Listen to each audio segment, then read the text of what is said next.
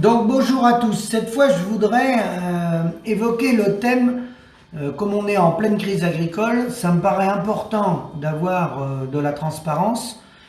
Et en termes de transparence, que ce soit les syndicats, que ce soit les coopératives, que ce soit les chambres d'agriculture, tous les organismes agricoles sont financés de près ou de loin, mais à plus ou moins grosse dose, par les pouvoirs publics. Il y a de l'argent public, donc de l'impôt des Français, qui va aider ces organisations.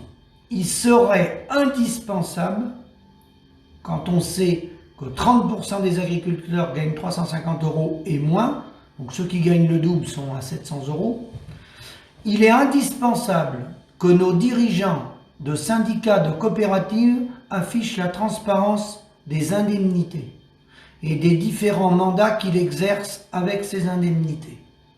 C'est un devoir de transparence envers l'opinion publique qui paye des impôts et qui finance de façon directe ou indirecte ces structures.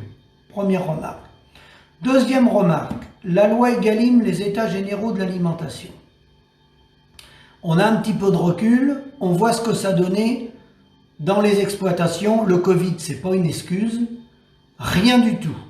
Sur le lait, zéro, la viande bovine a la même baissé, le lapin, pareil, le poulet, le canard, tout est en crise. Bon. Zéro, je dis bien zéro.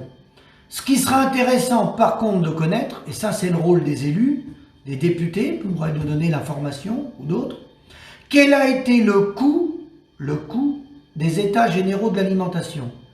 Il y avait une 50aine de personnes dans les salles en réunion, les syndicats ont été conviés. Quel est le coût global des états généraux de l'alimentation? Combien ça a coûté? C'est les Français qui ont payé ça. Des réunions stériles qui ont atterri à aucun résultat. Nous, on le savait parce que les dés étaient pipés avant de démarrer, de toute façon. Parce que l'agriculteur n'existe pas, c'est l'agroalimentaire qui existe. L'agriculteur, il n'existe pas, lui. C'est la 5e roue du carrosse. Bon. Quand on avait vu, dès le départ, les ateliers qui étaient formés, qui était responsable et président des ateliers, bon, on trouvait Serge Papin, le patron des U, on trouvait des présidents de coopératives, etc. C'était même pas la peine, les paysans n'étaient pas représentés.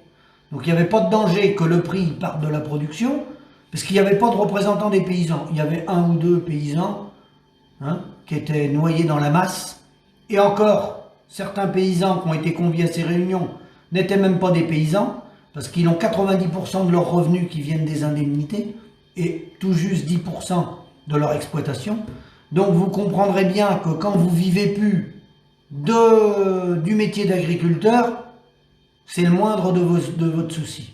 Donc vous allez là-bas, vous faites acte de présence et puis surtout vous ne faites pas trop de bruit pour que ça dure le plus longtemps possible et que vous conserviez vos mandats. Donc voilà où on en est. Moi je veux savoir le prix que ça a coûté. Il y a eu des réunions, il y a eu des frais de déplacement, il y a eu des frais de restauration. Quel est le coût réel de ces réunions-là? Le résultat, on le connaît, il est de zéro. Mais le coût. Merci, à bientôt.